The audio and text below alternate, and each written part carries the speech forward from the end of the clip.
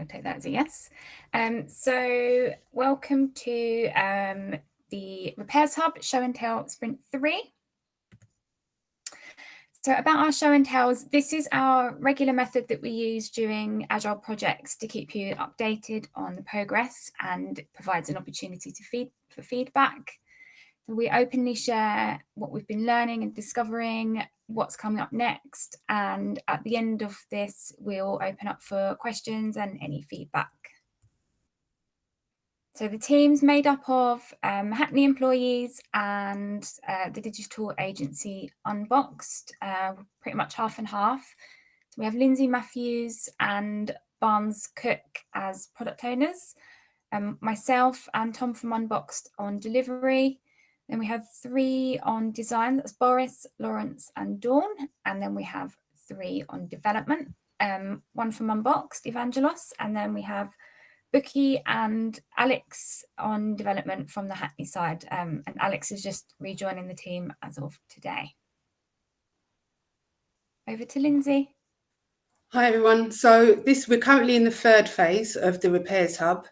Phase 1 was where the concept of the Repairs Hub was first developed to help with the visibility of complex repairs, and that was mainly used in the Leaks Hub.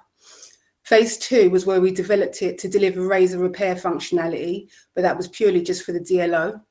We're currently in phase 3 of the project, and we're extending the Repairs Hub to raise and manage contractor repairs and ultimately to remove all reliance on universal housing. So the project goals: we want to remove dependency on universal housing for the repairs service, move the management of contractor repairs to the Repairs Hub, and we want to demonstrate plausible alternatives to legacy systems to internal stakeholders and local government. So we want to extend the Repairs Hub for contractors, enabling the migration of repairs management away from universal housing. So we want the ability to book reactive repairs directly with the contractors. We want to remove all dependency with universal housing. We want increased visibility on the progress of contractor repairs. We want to have better partnership working with our contractors. And we want to introduce a standardised approach to using the Repairs Hub. And I'll pass back to Sarah. Thank you. Okay, so we had a couple of terms, proof of concept, MVP, and we had some feedback from our last show and tell that perhaps weren't being that clear in our strategy. So what we've decided is to focus on the MVP, changing it from the proof of concept. So the process that we're going for now is we're going to focus on keeping it minimal, a really thin slice of service with a subset of SOR codes.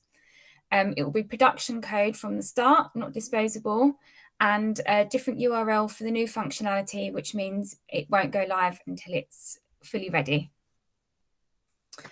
So we've got a bit of a timeline in the steps that we're going to take. So stage 1 is MVP. We've picked a really basic repair, a communal door repair, as one of the more simpler journeys that we can take. So this will be the end-to-end journey, a new database on AWS, basic functionality, which does include variations. It needs a workflow element, basic reporting with ClickView, and finance processes. Then step 2, we'll be widening this out to other contractors. So this will be adding in a scheduling flow, SOR code for all contract jobs, test flow thoroughly with the variety of contractors, authorizations and pre and post inspections. There's probably more on this list that we've not actually covered. And then the go live will be integrating the live service gradually. So one contractor at a time, and monitoring that and improving that as needed. So over to Bookie. Hello. So we have an existing repairs API, which is used by the Repairs Hub. And we've also been working on our platform APIs, which is basically kind of APIs that expose data that is used across multiple services in Hackney. So the current repairs API has been built to be specific to the requirements of the repairs hub service. The repairs hub relies on data that is used across various services provided by Hackney. Due to this, the service will be able to make use of a number of the new platform APIs that have been developed. So we'll be able to replace calls to data sources in the existing API with calls to the platform API. So this will result in the new repairs API becoming a slightly leaner, pure service-focused API. Pass on to Evangelos. Hello, everyone. We're currently working closely with the platform API team, and so far we're having bi-weekly meetings. I'm going to talk about the property information API. At the time being, it's using raw data from UH, which they're not very well structured or normalized.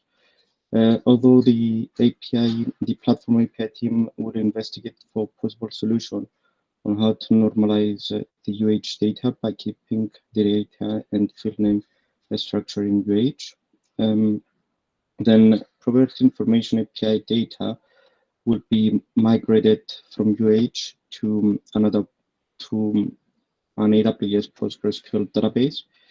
And there's a meeting scheduled with AWS and the platform API team to discuss about the migration plan. In the meantime, we're going to be working with the property data as its structure in UH for now. Thank you. It's over to Lawrence. Hiya. So yes, in this sprint, we have done a user story writing session. So this was getting the team together to write some user stories, so some user needs for this end-to-end journey that Sarah already mentioned. So it's a door entry job with the intercom. So the reason we chose that particular journey was that it's fairly kind of simple, or at least the one that we've chosen is quite simple. So there's no need for like authorization, which we'll be sort of tackling in a later sprint. There's no surveying element, so it goes direct from the call center to the contractor. There's no kind of internal surveying. So it's kind of a smallish place to start, but it does have a lot of the key steps and stages for like most contractor journeys. So it's a good one to start with, I think. So during the session, we were kind of trying to be solution agnostic and think about core user needs rather than things that people say that they want. This was kind of important because we're coming from UH, where UH has been like the predominant bit of kit for a number of years, and so there's quite a lot of UH terminology and process that's sort of been built into the way that we think about repairs. One quite good example is the idea of a work tray. So this is a way that folks manage moving jobs between different operatives, and we'd like to kind of interrogate whether those kind of processes are actually necessary, or whether they're actually helping people do what they need to do. So yes, we've been trying to avoid replicating what already exists in UH. Another thing we uncovered through this session was some more kind of technical tickets, which you can see at the bottom, the white on blue cards. Most of those are kind of expected technical tickets that you'd have in a digital project, but there is one that is slightly more specific to repairs, and that's around SOR code mapping. So that's the way that schedule of rates, so the costs that are associated with jobs are mapped to contractors. And one thing we like to understand, one thing we need to understand actually, is the directly sort of one-to-one between contractors and the codes, or whether there's a number of contractors that map to the same code. And so it's a bit of a question, but it's more of like a rhetorical question, that if anyone sort of knows more about the way that the codes are mapped, then please do get in touch, maybe post something in the chat. Other than that, I think that's on to the next slide. Yeah, so we've also been prototyping in this sprint, so moving from taking those user stories, also taking the outputs of the co-design session that we had in the previous sprint, and moving from those sketches that you can see at the top of the page there to something a little bit more high fidelity at the bottom of the page. So these are prototypes that we can put in front of contractors to get a bit more feedback about how things look, how things work. They're clickable, so they have like little hotspots on them, so you can click between pages and sort of like mimic what it might look like when we actually build it, but without actually having to build it in the first place. So it's a little bit quicker than doing that. So it means that the design can kind of be slightly ahead of development and get a bit of feedback before it gets built. So Barnes is going to demo that shortly, and we have a question. Ooh, you were very quick there, Sarah. Sorry. Just another open question, which was, yeah, we'd like to talk to contractors pretty shortly, pretty sharply in the next sprint. So if anyone would like to be involved, again, let us know in the comments. We will be getting in touch. Now on to the next slide. We also had a quick look at ClickView, which is I kind of wanted to mention this just because it's something that not everyone's aware of. It's a business analysis tool which is quite widely adopted in Hackney at the moment and universally used. And there's lots of outputs that come from UH for both contractors and the DLO that kind of go into ClickView. So it's quite a powerful tool. It's used a lot for sort of KPI reporting and surveys and such. Actually, it might be slightly easier to use than UH, so there is potentially an opportunity there for folks to use ClickView as part of their process. One thing that we need to be aware of is that we need to integrate our data if we master it externally with ClickView. So that's something we need to go ahead with. And then another open question is if anyone likes the look of ClickView or likes the look of interacting with something that isn't UH, again, let us know and maybe a reason why, and maybe we can sort of organize that connection between yourselves and the data and insight team that manage ClickView. I think that's it for me. Thanks, Lawrence. Yeah. So this sprint, we've spoken to two contractors, spoke to Axis and AlphaTrack. We've continued the conversation with finance to understand the leaseholder payments journey. Also spoke to a surveyor administrator and the fire risk assessment team, the Hackney team. So it's been quite a busy sprint. We've been continued to map journeys to understand those journeys for each individual team. But some key insight that stood out in this sprint. We've spoken in previous sprints about the use of emails for conversations, transfer of data, conversations that are going on outside UH, basically to plug the gaps that there are in UH.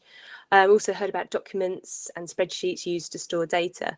But this sprint, what we've seen to a greater extent has been the workarounds and the workflows that are existing outside of UH. Driven from a need to sort of create reports, store data, basically having that overview of repairs, knowing what's going on at any given time. For example, we've seen a workflow built originally. It was a spreadsheet, a Google sheet built in Hackney to do that, to have some sort of reporting mechanism.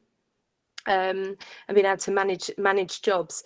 But now the contractor on the other side has actually sort of created their own Google sheet and now is lifting information out of the internal sheet and into their own sheet to be able to raise jobs on their side. It's a workflow that works outside, well, in parallel to UH. It works because it's easier for them. They just use UH to close the jobs at the end by just pulling information from the Google sheet. They're not having to log into to the Hackney Drive to be able to access the data, and they're able to complete the jobs, which leads into the next point about engagement with UH. Often there are contractors that aren't engaging in the way you would expect with UH, because their predecessors have done things in a certain way. They're perhaps, developed workarounds like this because it's either easier or perhaps UH doesn't give them the functionality they're needed. So staffing, contractor staff have then, gone through the notes of their predecessors, often using login details for UH from their predecessors. It's just something that's continued. Where they haven't had the formal training, they perhaps won't know about the benefit of filling in notes, UH notes for people on the Hackney side, so which does affect visibility. My final point, reliance on individuals. Where processes are so manual, it's often a case where there is a reliance on a person to lift and shift information, pull data from various spreadsheets so that it can be pulled together, collated, and then passed on. Where there is a reliance on that person, on a person, there's often can lead to bottlenecks if that person isn't there, or they've got a lot of work on. And again, this can create gaps in visibility. The system doesn't give them that, often doesn't give that sort of backup, that safety net. For example, the conversation that stood out in this sprint was with the contractor that spoke about checking UH at, say, 2 minutes to 5 on a Friday to make sure that there isn't an urgent job that's come through. Hackney sending over a job might not know that a job hasn't been picked up on the other side, which potentially could lead to problems. So that's something we need to consider moving forward. Okay, on to Thanks, Dawn. Barnes, this is you.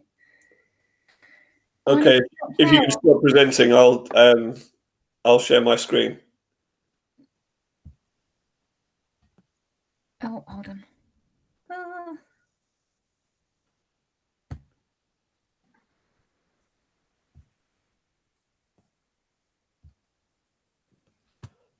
Okay, hi everyone. So yeah, just to stress that what I'm just about to show you is a prototype, and it's a nowhere finished product, and also that it's been developed with following on from a session working with the contractors, and taking on board everything that came out of that session. So there's quite a lot to get through, so I'll try and nail it without skipping bits. If you have comments or questions, etc., if you can use the chat, then we can either pick them up at the end, or some of my colleagues can deal with them as they come in.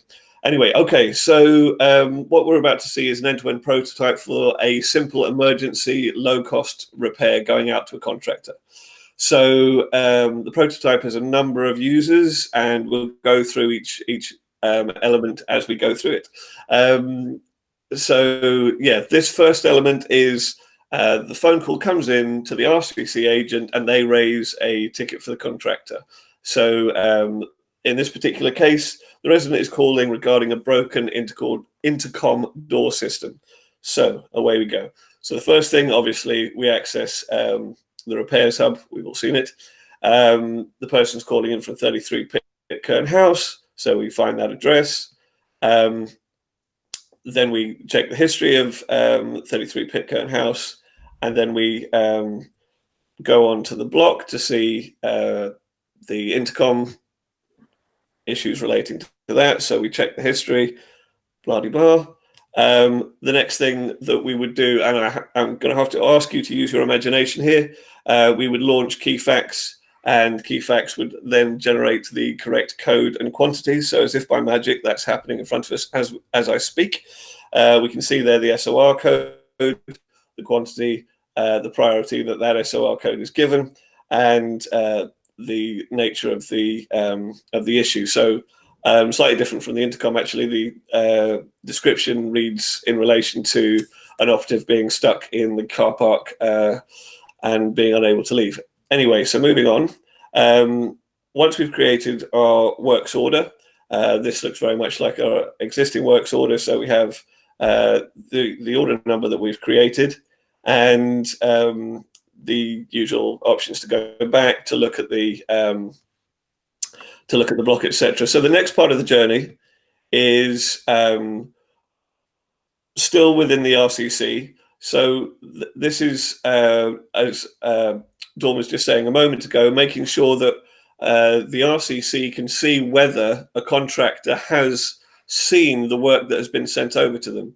So this work has been generated, but as per this screen, the contractor isn't yet aware of it. The next screen is obviously now the contractor has seen it. So this is a very early stage, a way of making sure that we don't unnecessarily contact the contractor where they may well have seen it.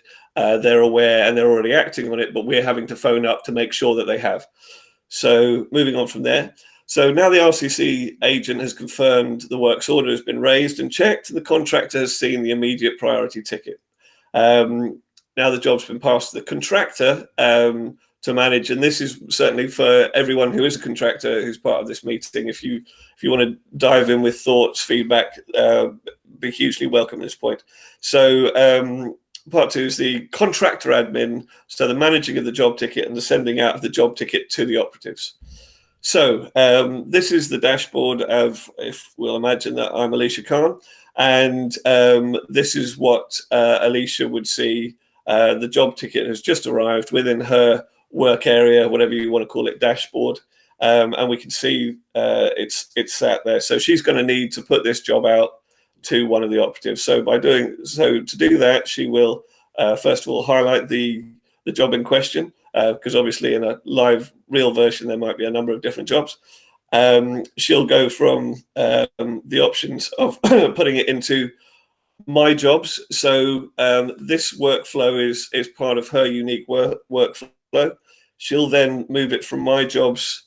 As we can see, it's now disappeared off her main dashboard, the all jobs dashboard, as it were, the group tray or the group area, trying not to use UH terms, and we'll now see that it's in her dashboard. So now, yeah, we can see that she's got personal ownership within her dashboard. So from there, she'll need to allocate it out to a contractor. So again, she highlights it or ticks it, whatever. Then she selects the correct operative, who is Tyler Reynolds. And from there, it's then sent over to Tyler Reynolds. And we can now see the confirmation that it's with Tyler Reynolds. So that piece of work is now with Tyler Reynolds, as we'll see on the next slide. It's been passed over. I don't think I'm going to read any of that because that's apparent. It's now with the operative to update the work order information after visiting site and completing the job. So that's what we'll go on to now. So now we're looking at Tyler's his virtual dashboard on his handheld device, and you can see there that it's come in as a priority immediate. So although these may have been jobs that he was working through previously, that's kind of been gazumped or overridden by this immediate priority that's come in. So from there, he knows he can access the details of it. So the location, the person reporting it. He's also got the option to update the ticket. So again, he could vary the ticket with the details. He could also upload images from the visit itself, and then you can now see that on his handheld device, it's now gone and is marked over as complete. So from here, the work has been passed back to the contractor admin. So back to Alicia Khan, and we can then see that this has come back in from the operative, etc. And so her job will be to complete off this piece of work. So she'll again highlight it. Instead of going to my jobs, this time it'll go to the complete option. So it'll be filed away. We can now see that the work option is complete. The work order is complete. So the whole of the process is finished. So the job will now be closed and marked up as complete in the database and will be available for reference for future going forward.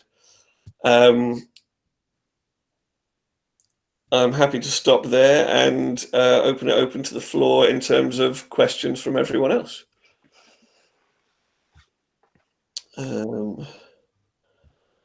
just going to share my screen. Barnes, can you stop presenting? Yes, I can. Now, yes.